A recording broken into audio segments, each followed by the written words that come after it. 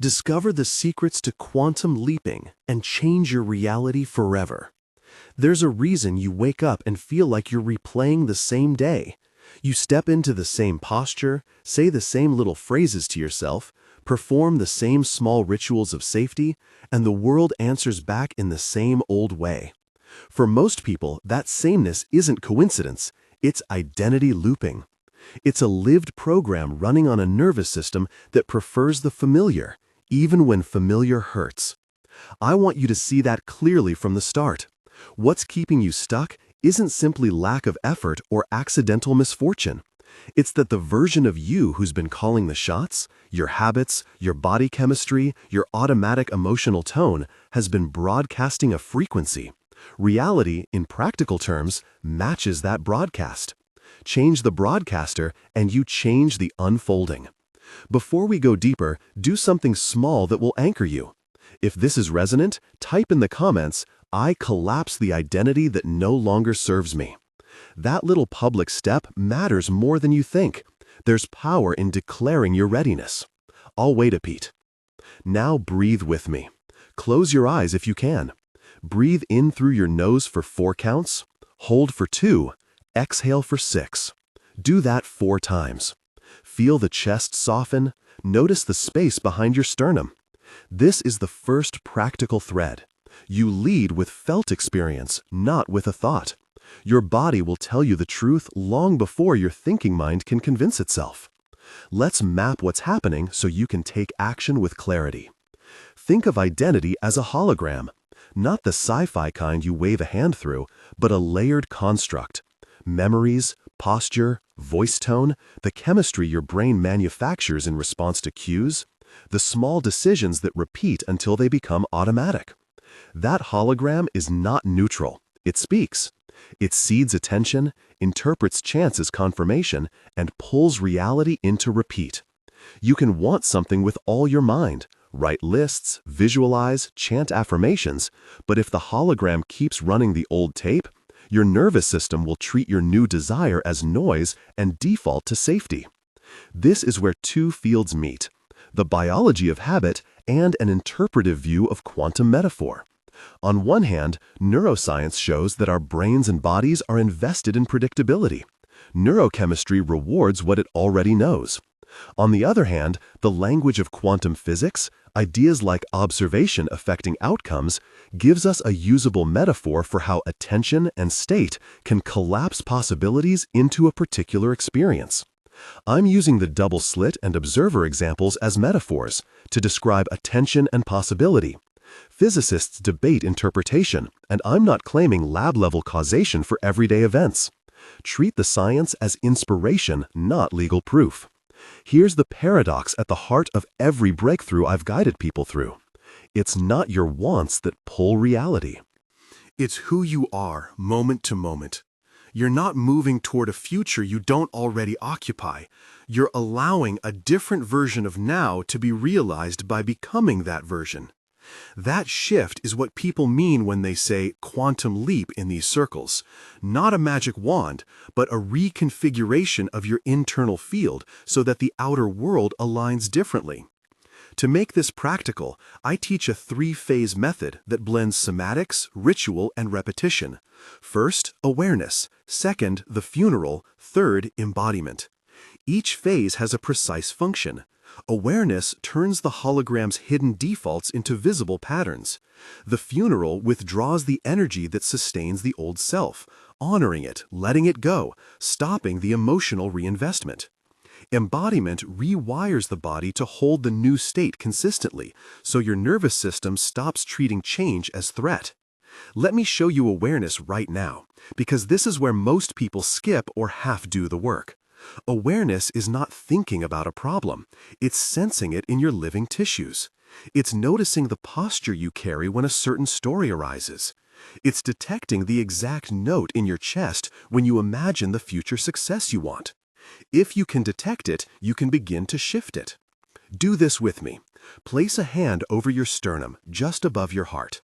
Inhale slowly for 4 counts. As you inhale, sense the exact quality of the thought that comes up when you imagine the thing you want, the job, the healed relationship, the creative project. Is the thought soft and confident or tight and pleading? Hold the breath for 2 counts, and without narrating, simply register the emotion that sits behind that thought. Exhale for 6. Repeat 2 more times. Notice where in the body the tension lives: the throat, the belly, the jaw. Name nothing out loud, just witness. Most people will notice a small electric tightening, a little constriction. That constriction is the nervous system saying, "I've seen this pattern before. I will keep you safe by replaying it." That's the chemical self in action, neurotransmitters, hormones, and learned reflexes that conspire to keep you within known bounds. Understanding this changes everything about how you approach practice. Affirmations addressed to the mind while the body remains unconvinced are like whispering to a radio antenna while the station is tuned to static. You must change the tuner. You must change the muscle tone, the breath pattern, the emotion you're willing to embody. A quick practical checkpoint. Whenever you feel yourself slip into old worry, do a 30-second reset. Sit up, open your chest, roll your shoulders back. Breathe 4 times with an emphasis on slow exhale. Lift your chin just slightly. Now take one small action congruent with the new identity. Send a short message. Write 1 line in your journal from your future self. Stand for 2 minutes in a posture of calm readiness. Small physical acts send a different signal to the nervous system faster than thinking can. A pause. Notice your first thought when you woke up today. That tiny voice is a tracer bullet from your dominant identity. What did it recommend? Comfort? Caution? Hustle? That first thought is often the most honest clue to what's actually running the show. Once you can reliably sense the pattern, you begin the second phase, the funeral. This is the practice that looks strange on paper, but is deeply effective in ritualizing a disidentification from the old self. Funeral doesn't mean a dramatic ego assassination. It's a sober honoring, a short ceremony that recognizes what the old identity has done for you, protected you, organized your life, kept you safe in certain ways, then consciously releases your attention and gratitude from it so energy can reorganize. Before I guide you into a brief version of this, a caution about language. When I talk about death of the old self, I mean the withdrawal of attention and feeling that fuels its persistence. People sometimes feel grief at this stage, and that's normal. Withdrawal creates physiological symptoms: restlessness, mood dips, longing for old scripts. That's not failure. That's the nervous system recalibrating. Be compassionate with yourself. Here's a concise funeral script you can use in private. It's short but designed to create ritual gravity. Sit comfortably. Bring your hands to your heart. Breathe in deeply. Exhale fully. Say to yourself, silently or out loud, "I honor the part of me that kept me safe. Thank you for all you did." Pause. Take a breath. Observe any images, sensations, or memories that come up. Don't analyze them, just notice. Then place your hands gently over your sternum and declare, "I release you now. You are free to rest. I will take what I learned, and I will no longer feed this pattern." Pause again. Let your shoulders drop. Bow your head slightly as a sign of respect. This first funeral takes 60 to 90 seconds, but it's enough to create a clear psychological delineation between old identity and your intention to stop feeding it. After that release, you do a short embodied anchor. Stand up. Lift your chest. Plant your feet. Inhale for 4, hold for 3, exhale for 6. Say a 1-line declaration in present tense from the future self. Something like, "I am now the person who chooses differently." Keep it simple. Speak it once with conviction. Notice how your body responds. If the voice quivers, soften into it. If it lands, let it echo in your chest. Many students ask, "Won't this feel fake?" Yes, sometimes. Feels and correctness are not the same thing. At first, you may feel like an actor. That's normal. The nervous system will resist because the old chemistry prefers the old script. But acting is not deceit here. It's rehearsal for reality. When you rehearse from the body, you're teaching your system new patterns of expectation. I want to insert an important interpretive note about quantum language here. When I speak of collapsing timelines or the observer shifting outcomes, I'm using a metaphor drawn from physics to describe how attention and state organize possibility. Scientists and philosophers argue intensely about what quantum experiments actually imply for macroscopic life. Treat these physical analogies as poetic tools, useful for reimagining causality, not as litigated scientific proof that intention alone will move mountains. That caution protects your practice from both pseudoscience and false hope. Let me give you an example of how the three-phase process played out for someone I worked with. Call her Maya. She came to me burned out, repeatedly losing freelance clients at the last stage of contracts. She was smart, competent, and devastated by the pattern. On paper, she was qualified for any job she wanted. But under pressure, her jaw locked, her voice dropped, and she unconsciously shortened her answers to questions. Signs of an identity that played small when stakes rose. We started with awareness. I asked her to track the exact bodily sensations that appeared when a potential client asked about budget or timeline. She noted that her shoulders rose and that she filled silence with qualifiers.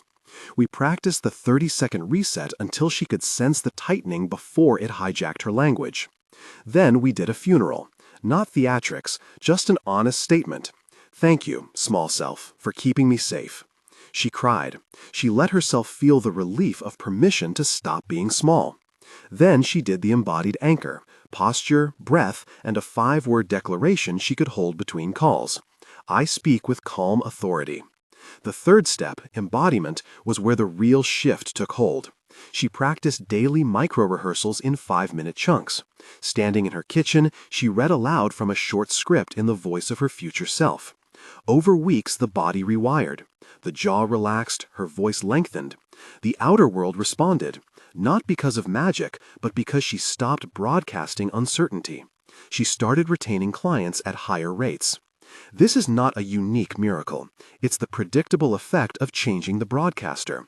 But it requires repetition and kindness to the process. There's no instant guarantee. There are stumbles, there are nights the old habit returns with a vengeance. That's withdrawal, not failure. A question you might have: why do affirmations fail so often? Because affirmations addressed to a thinking mind don't automatically change embodied expectation. The nervous system loves patterns.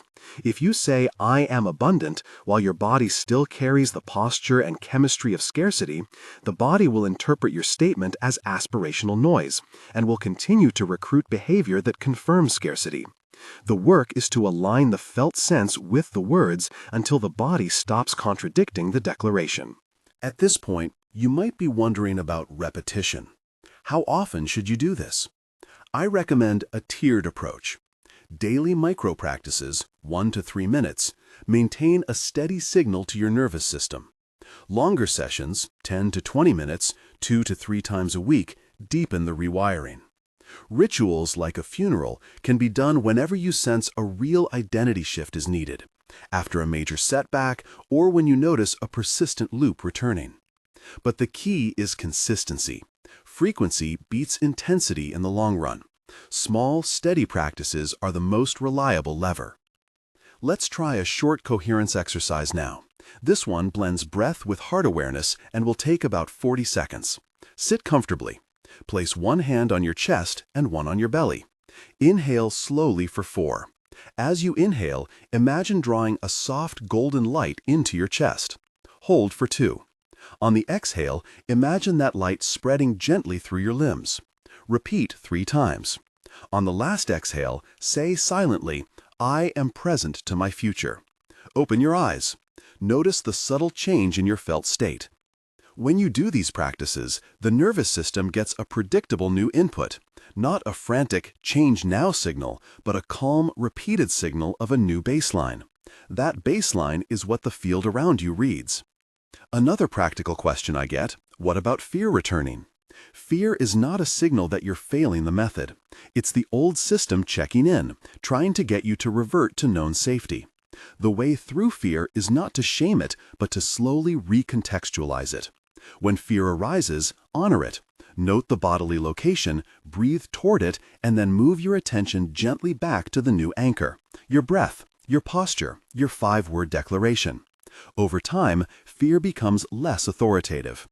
Now, let me teach you a micro-practice that's crucial for the embodiment phase, but we'll only begin to unpack embodiment here so you can start immediately. I call this the 90-second future now. It's a rehearsal you can do in the bathroom mirror, in your car before a call, or standing at your desk. Here's how it goes. Stand or sit with your feet grounded. Bring your shoulders back slightly and lift your sternum a fraction. Close your eyes if you like. Breathe in for 4, out for 6. Imagine a concrete micro-detail of a near future where your intention is true. Your voice clear in a meeting, your hands steady while you sign a contract, your heart light while you receive good news. Don't imagine a fantasy scene. Pick a credible scene. Feel the emotion that would be present in that scene. Calm confidence, quiet joy, steady curiosity. Hold that emotion in your body for 90 seconds. Speak one sentence in present tense as if you're already that person. Keep your muscles relaxed. After 90 seconds, exhale fully and open your eyes. Take one small aligned action within the hour. Do that twice a day for a week and notice the subtle incremental changes in how you move through decisions. A brief caution for those who want faster evidence. Change rarely arrives as headline events overnight. Sometimes the field tests you, small obstacles, mirror challenges, so you practice steadiness. If you expect sudden fireworks and then feel nothing, you might abandon practice right before the system completes its shift.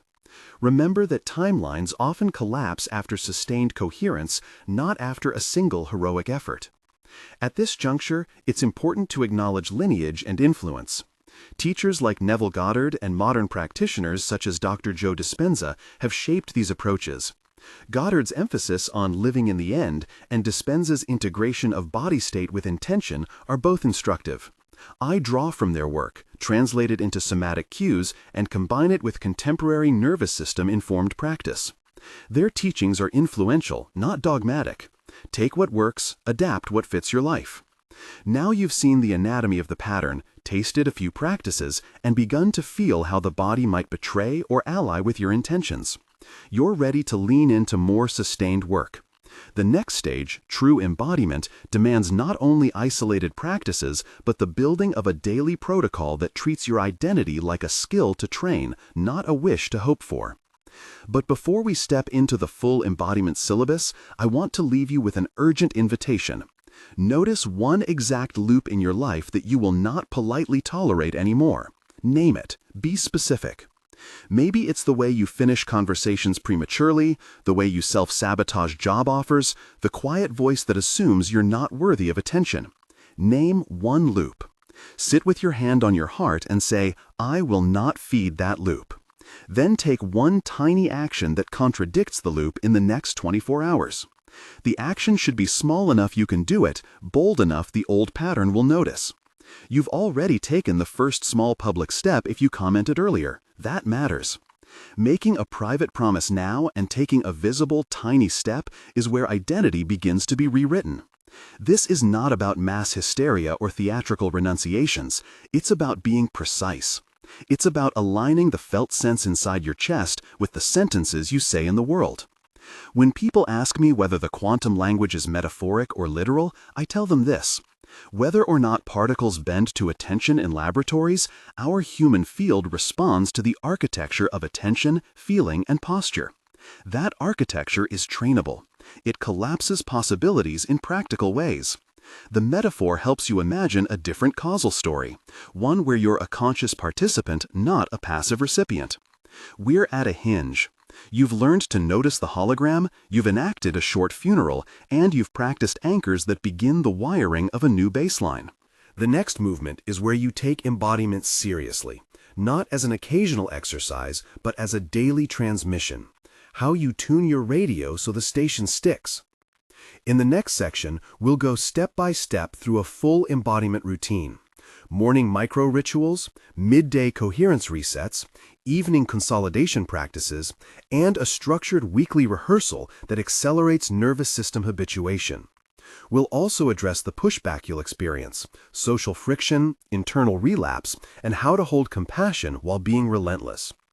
Right now, before we move into that deeper work, take one small moment.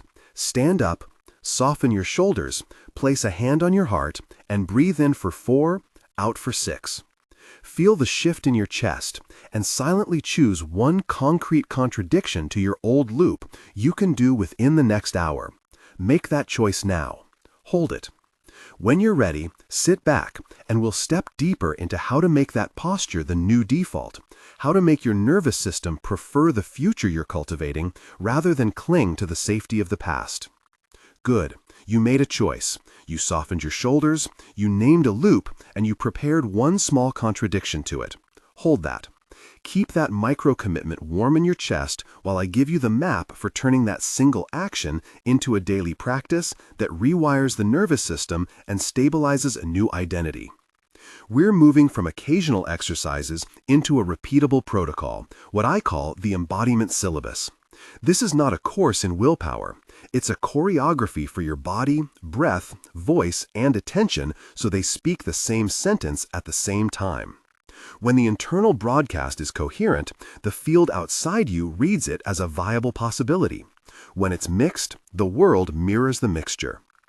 Overview first, then we'll do the practices. Morning micro-ritual, midday coherence reset, evening consolidation, and a weekly ritual that deepens the shift. I'll give you exact timings, scripts, and somatic cues so you can start this immediately. The morning micro-ritual, 5 to 10 minutes. Purpose. Anchor your baseline for the day so your nervous system begins in a future-aligned posture, not survival mode. Do this within the first 15 minutes of waking before your phone scrambles your field. 1. Rise and ground, 30 seconds. Stand with feet hip-width apart. Plant your feet like roots. Feel weight in the balls and heels evenly. Soften knees slightly. Roll your shoulders back and down. Lengthen your spine upward, not by forcing, but by imagining a thread from the crown of your head pulling you gently upward. 2. Breath plus heart focus, 90 seconds. Place one hand on your sternum and one on your belly. Inhale for 4 counts, feel the belly expand, then the chest. Hold for 2. Exhale gently for 6, letting the belly soften first. Repeat this 4 times. As you inhale, imagine a warm, steady energy gathering in the heart space. As you exhale, let the jaw unclench. 3. 90-second future now, 90 seconds. Close your eyes. Choose one realistic scene for the day. A meeting where you speak clearly. A conversation where you hold your boundaries. An email you send calmly. See one concrete detail. The light in the room. The color of the table. The weight of the mug. Feel the emotion that aligns with that state. Calm confidence, curiosity, steady clarity. Hold it in your chest for 90 seconds. In present tense, say one sentence aloud once. I am calm and clear in this moment. Keep your body relaxed. Let your voice be steady. 4. Micro-action anchor, 60 seconds. Open your eyes. Immediately take one small aligned action. Schedule one meeting. Type one sentence to a person you've been avoiding. Stand tall while you make your coffee.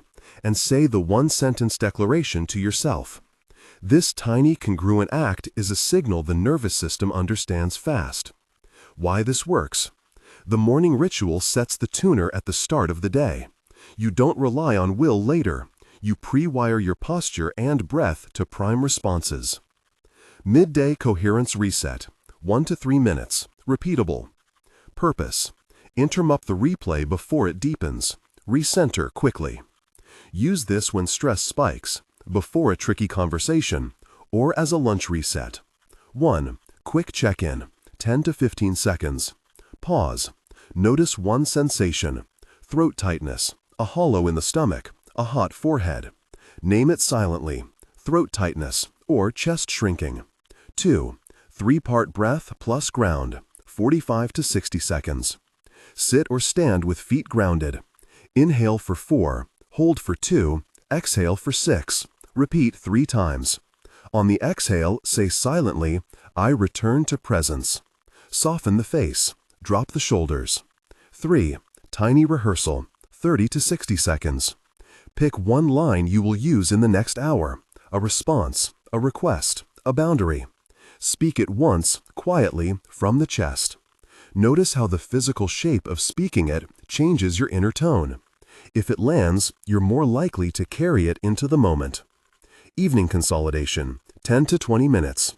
Purpose: close the day by harvesting evidence, integrating small wins, and tending to grief so the old identity doesn't silently reassert. 1. Presence check, 1 to 2 minutes. Sit quietly. Place a hand on your sternum. Breathe slow for 3 cycles. Inhale 4, hold 2, exhale 6.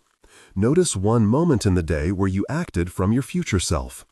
If nothing obvious comes to mind, notice a moment when you didn't lose total composure. 2. Evidence harvesting, 3 to 5 minutes. Write 2 lines in a notebook. 1. Today I embodied, and record a specific action, however small. 2. Tomorrow I will, and pick one micro behavior to repeat. Keep the sentences concrete and present tense. 3. Funeral light, 3 to 5 minutes, optional weekly. If the old loop showed up strongly, do a short funeral light. In a low voice, say, I honor the part of me that protected me. Thank you. I choose to release this way of being now. Bow your head, breathe, and place your hand over your heart. Let tears, if they come, be welcomed. 4. Gratitude/calibration, 2 to 3 minutes. Name one thing you want to carry into tomorrow. It can be as small as, I will breathe before I answer texts. The point is to close the gap between day and intention. Weekly ritual, 30 to 60 minutes. Purpose: deepen neural changes beyond day-to-day momentum. This is where consolidation and incremental leaps happen. Choose one consistent time per week, Saturday morning, Sunday evening, whatever you will protect. 1. Extended awareness, 5 to 10 minutes. Lie down or sit comfortably. Scan the body from toes to crown. Notice any persistent tensions. Breathe into those areas. Bring curiosity, not judgment. Ask, when did this pattern start? Let images arise, then release them like clouds. 2. Deep funeral, 10 to 15 minutes. Create a quiet altar, a candle, a small object, a piece of paper. Speak to the old self out loud. Use the script if you like. You protected me when I needed protection. I thank you. I release you now. I will carry your lesson and not your constraint. You can fold the paper and place it under the candle. Symbolic, not magical. Spend a few minutes in silence afterward. 3. Embodiment rehearsal, 10 to 20 minutes. Engage in a longer future now rehearsal. Posture work, breathing, and 3 to 5 minutes of speaking as the future self. Read a prepared paragraph aloud. Walk slowly around the room while embodying the state. Take one larger aligned step. Send a long email. Schedule a call you'd normally avoid. Record it on your phone if you like. Hearing your future voice reinforces the pattern.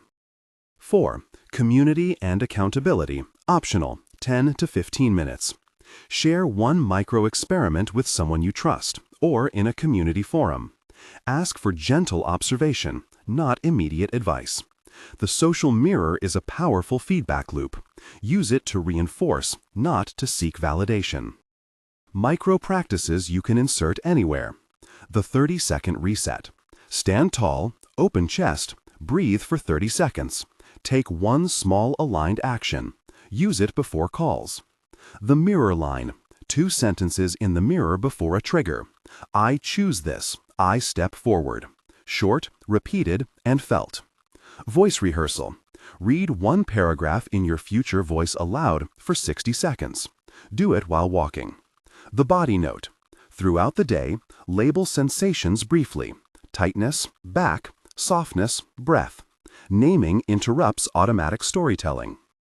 Troubleshooting and the physics caution, again briefly. You will run into confusion. The field might seem silent. People often want a timetable. I want to clear two things up quickly. First, this work is practical and embodied. It's not an instant magic trick. Second, when I use quantum metaphors like collapse or observer effect, I'm offering an interpretive model, a way to think about attention and possibility. Physicists debate interpretations.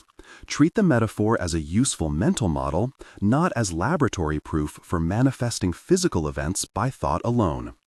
Handling relapse, withdrawal, and social friction. Relapse is not failure. It's a signal, data to tune your practice. Think of the nervous system like a river.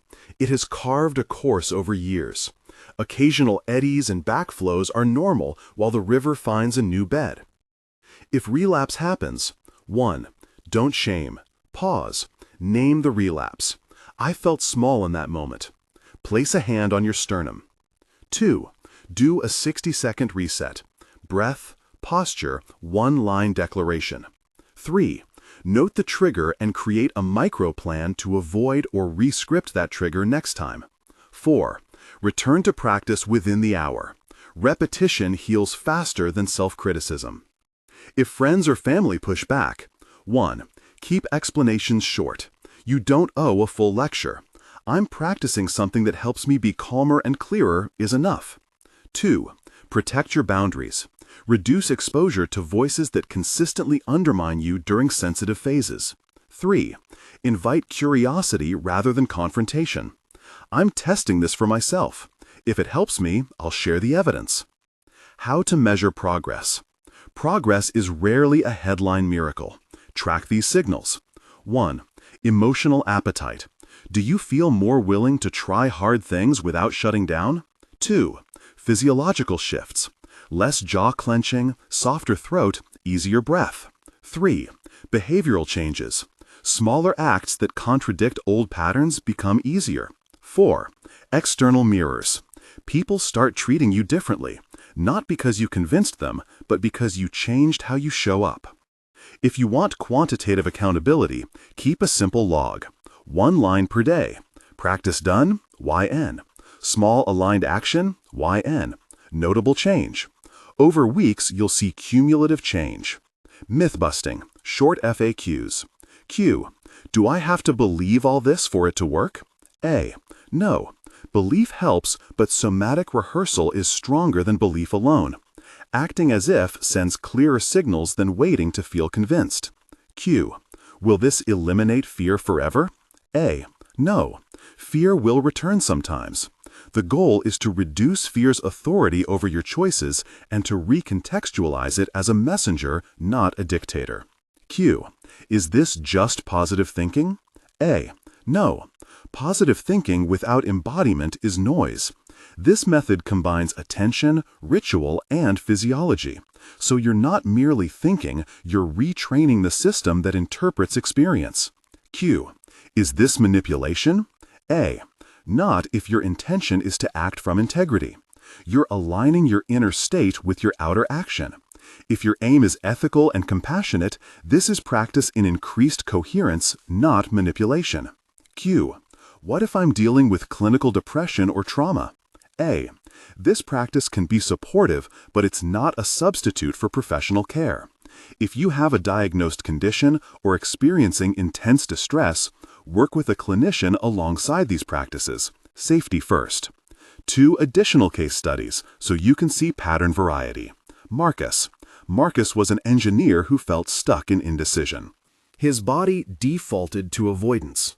He'd avoid deadlines until the stress forced a scramble. We focused on micro-actions, a morning 90-second rehearsal, and a daily send one incomplete draft exercise that slowly detached perfection from action. Within 6 weeks, his team noticed he was more present and shipping work earlier. Lena. Lena struggled with social exhaustion and smallness in groups. Her practice included mirror work and vocal exercises, reading 2 paragraphs in a confident, relaxed voice daily. She added a weekly role-play session with a friend. Over time, people invited her into leadership roles she had previously declined. Scaling your practice without burnout. Start small. The first month is consistency over intensity. 5 minutes a day trumps a single 2-hour weekend binge. Build habit scaffolds. Anchor practices to existing routines. After brushing teeth, do your 90-second rehearsal. Automate reminders. Use a phone prompt titled Future Now at set times.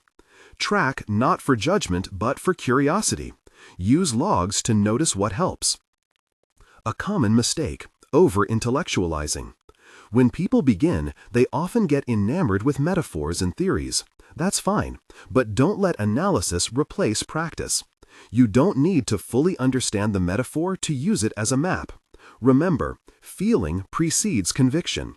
Embodiment beats analysis when you want the change to stick. Advanced practices, for when you're ready. These are optional and best used after 6 weeks of daily basics. 1. Voice resonance work, 5 to 10 minutes. Read a short paragraph in the voice you want the world to hear. Record it. Listen back. Adjust posture and breath to deepen resonance. Repeat 3 times. 2. Movement anchors, 5 to 10 minutes. Choose one movement, lifting shoulders and opening the chest, a particular hand gesture, that you practice while holding the future state. Use it in real life to cue your body. 3. Environmental design. Make small changes to your spaces that cue the future you. A focused desk corner, a photo that reminds you of a future state, a clean area where you rehearse. 4. Relationship mapping. Map one relationship where you consistently contract. Create a micro script for it and practice it out loud. Start with small boundary tests. The psychology of evidence and the field's response. People often ask, when will the world show proof? External evidence tends to appear in 3 ways. 1. Direct confirmation. Someone offers what you've been rehearsing: an invitation, a client, a nod of recognition. 2. Indirect alignment. You notice things shift. Emails arrive at better times, conversations are different, obstacles feel smaller. 3. Inner stabilization. The most reliable sign is the inner signal. Less reactivity, more choice. When inner state changes, outer evidence usually follows, but not always on your schedule. Again, we are not claiming that consciousness alone will override every external factor.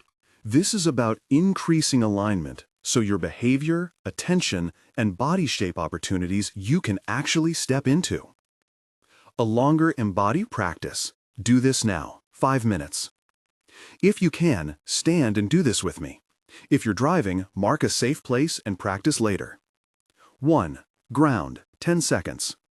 Feet hip width, soften knees, feel your weight inside your feet. 2. Breath plus heart, 60 seconds. Place a hand on the sternum. Inhale for 4. Hold for 2. Exhale for 6, 3 cycles. As you inhale, imagine drawing a soft warmth into the center of your chest. As you exhale, let the shoulders drop. 3. Full body picture, 60 seconds. Close your eyes. Picture one credible scene. Details: the time of day, the surface of the table, the sound in the room. Let the emotion be moderate and real. Calm confidence, mild joy. Breathe into that emotion, allowing it to fill the torso. Notice muscle tone. Relax the jaw, soften the brow. 4. Speak from the future, 30 seconds. Say one clear sentence aloud, present tense. I receive this day with steady calm. Say it once, with feeling, from the chest. Repeat silently 3 times. 5. Action step, 30 seconds. Pick one small action you'll do within the hour that reflects that sentence. Say it out loud. I will send that message. I will ask that question. Commit. 6. Close, 30 seconds. Place hands over heart. Bow the chin slightly. Breathe in, out, and whisper, I am now.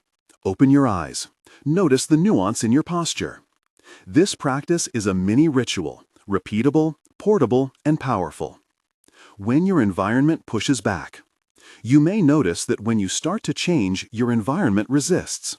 Colleagues may test you, relationships may evoke old scripts. Expect friction.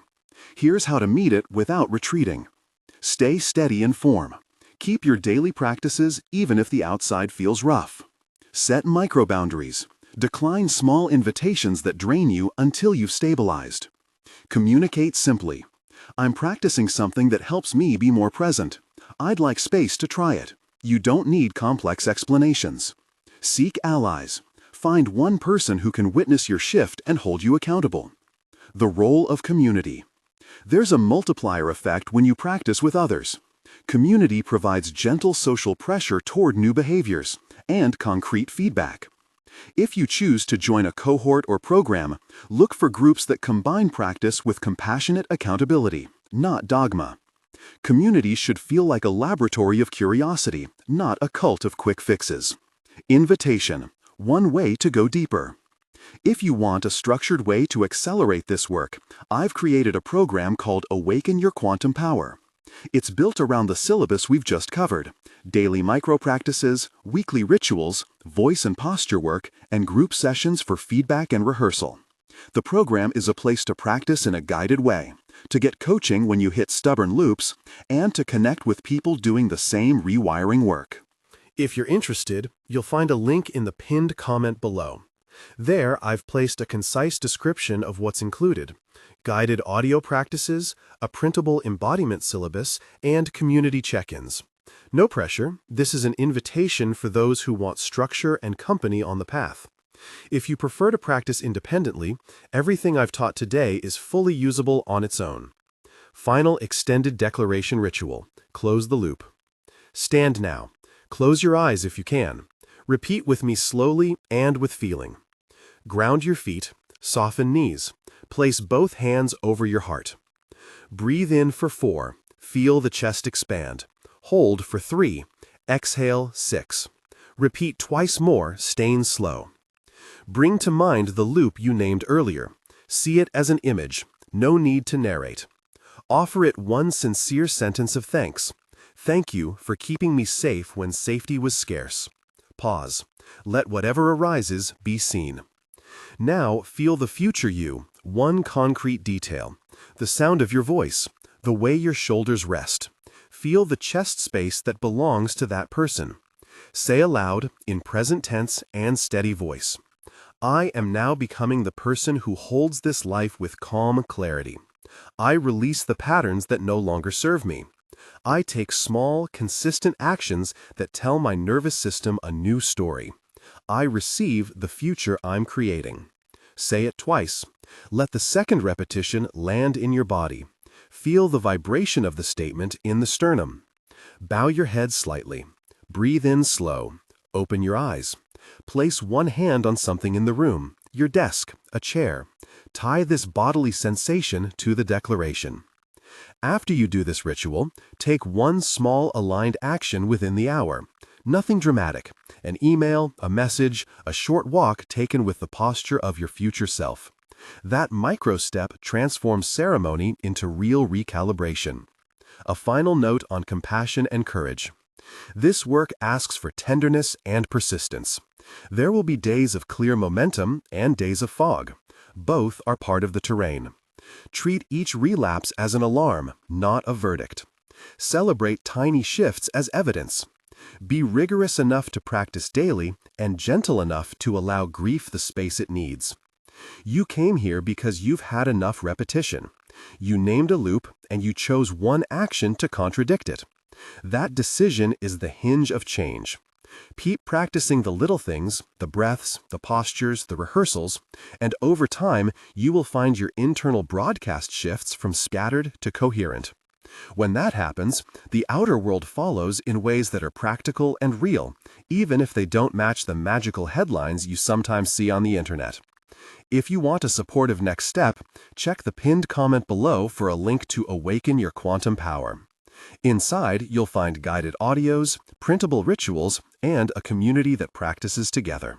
If you're not ready for a program, keep using the syllabus above: morning micro-ritual, midday resets, evening consolidation, and a weekly ritual. Do the work. Show up compassionately. Repeat. Remember the title that brought you here. Discover the secrets to quantum leaping and change your reality forever. The secret is not a shortcut or a trick. It's disciplined compassion and coherent practice. A daily tuning of body, breath, and attention so that a new version of you becomes the dominant frequency. Do the work, and reality will begin to realign with who you choose to be. Stand for a final breath with me. Inhale for 4, hold 2, exhale for 6. Feel the chest. Feel the decision made. Go act on one small aligned thing in the next hour. I'll see you in the field we're creating.